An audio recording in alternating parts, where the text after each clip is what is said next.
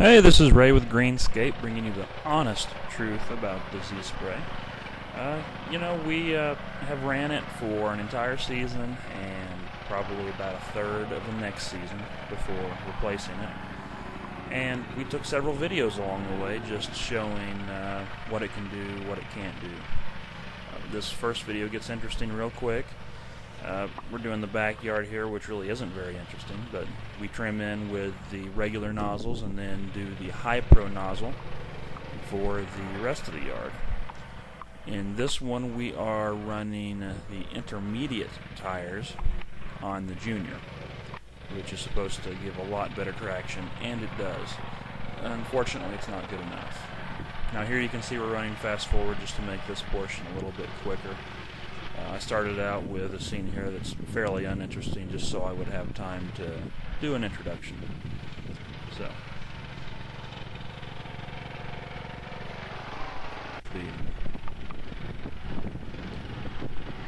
here we are on a pretty decent hill. That's running at a slow conservative speed. That was probably 3 miles an hour or less, and I still kind of peeled out there and lost control. Had to start over. Notice we're not spraying, we're not laying down a wet streak in front. This is dry ground.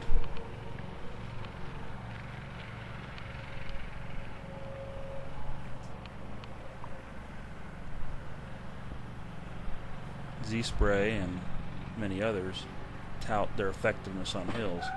It's just not there. Here I get stuck on their wheelie bars. They locked up on the curb.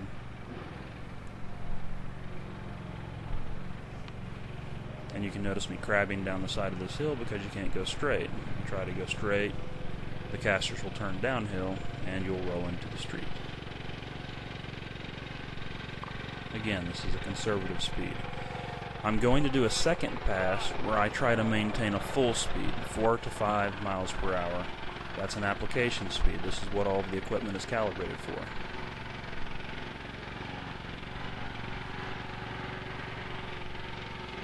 Ooh, couldn't even make the turn. Couldn't come close. Okay, so here we go again.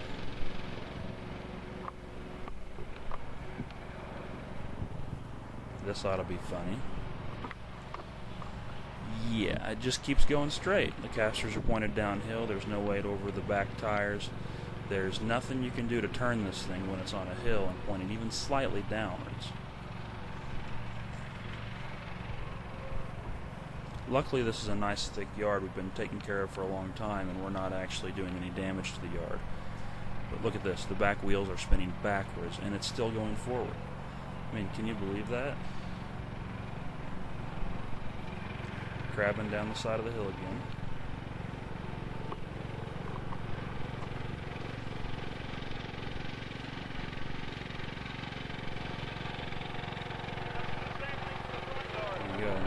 Another section. This is the same yard. We actually are spraying water on this one just for a demo. I slid down the hill and now I can't get back up at all. The wheels are either going backwards or still, and I just had to go down. I had to go all the way to the bottom to start my pass again. And then here we are on the hill. You can't go up the hill without doing a wheelie. This shows the genius behind the weight distribution on this machine. Here we are in slow-mo. Watch. Look at that wheel. No control whatsoever.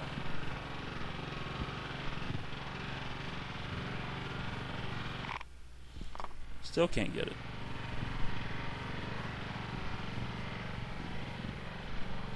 Thing becomes a sled when you get it on a hill and the caster's pointing downwards. If the casters are pointed upwards, you have really good control unless the hill's so steep that it causes you to do a wheelie. Here I am on a lawn that I just started taking care of, and you know, it's a little bit thinner than the other lawns. It's probably like your average lawn that you get that somebody else has been taking care of and you're trying to rehab it. So it's a little bit more prone to tearing and stuff, admittedly. I'm running the machine here on, a pretty reasonable hill. It's not bad at all. I'm having to lean into a little bit. I'm also using the locking casters at this point. This is before I got the intermediate tires, so I'm actually running junior tires. I'll come back here and then I'll pick up the camera and go look at turf damage. Now you'll see some dark areas that were kind of part of the lawn before I started right there. Now you'll see glossy areas that are reflecting the sunlight and darker fresh dirt, and those are the actual skid marks. Right there they are. The skids go all the way down the hill. It's pretty miserable. You can't have any control over it. It just happens whenever those casters get even a little bit down and weight in the front. It's not good.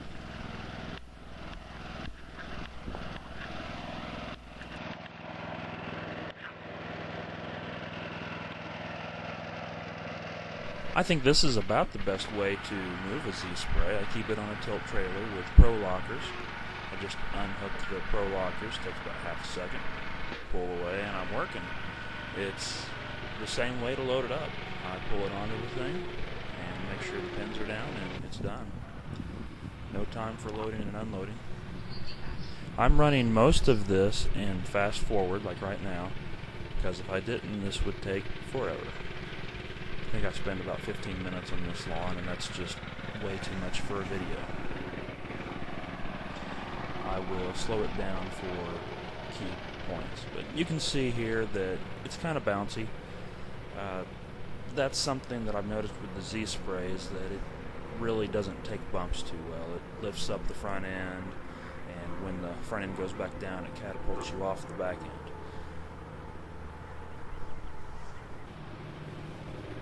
Going uphill, it handles curves and stuff pretty nicely. You can see there it's real responsive.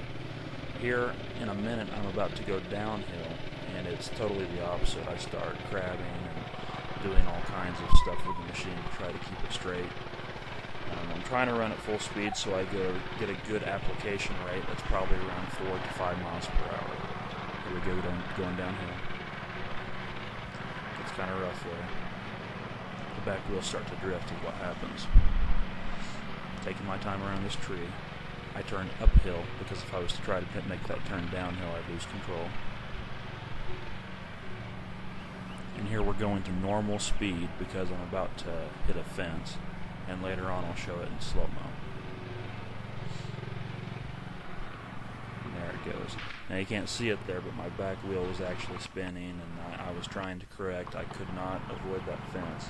The hill here is actually a little bit more dramatic than it looks like because we're looking down it at this point.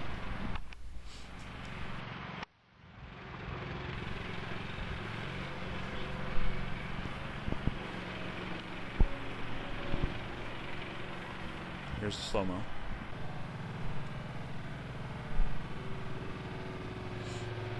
Also zoom down a little bit more. Can't hardly tell, but that back wheel is spinning backwards right now. I cannot pull out of that or correct. The spray system is still on. I had to fix that fence, and of course, if I was running actual chemical instead of just water, that would have also killed the spot in the lawn.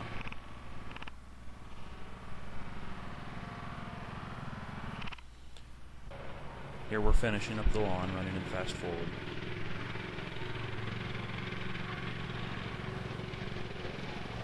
Again, you can really see the bumps through here. Fast forward kind of accentuates them a little bit more, but believe me, they're bad. They're bone jarring.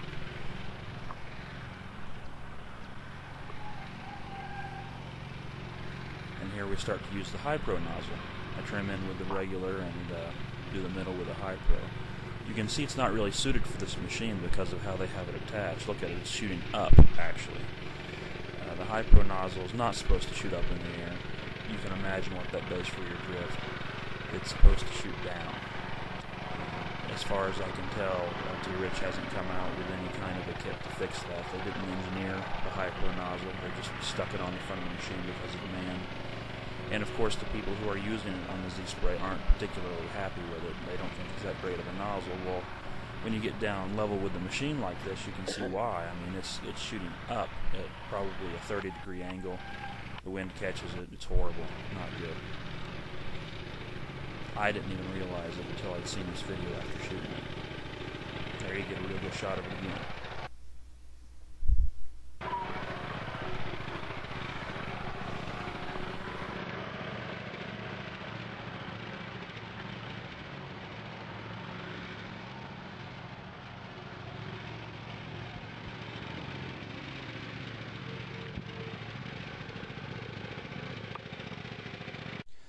Alright, here's the last lawn I'm going to do on the video.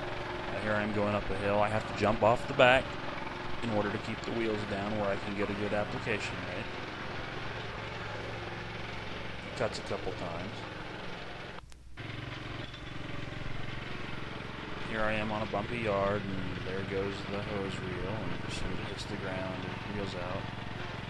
I don't know it's gone, so I roll over it and drag it out some more. Anyway, this video will play out and show some more bumpy interchanges and some hill action.